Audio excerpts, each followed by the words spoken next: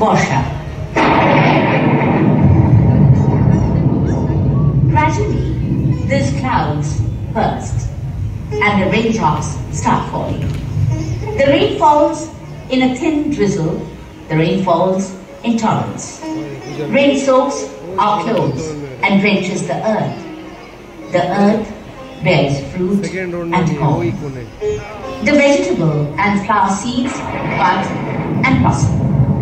Nature displays her boundless benevolence towards animals and men, and they thrive on the plenty that the Mother Earth yields.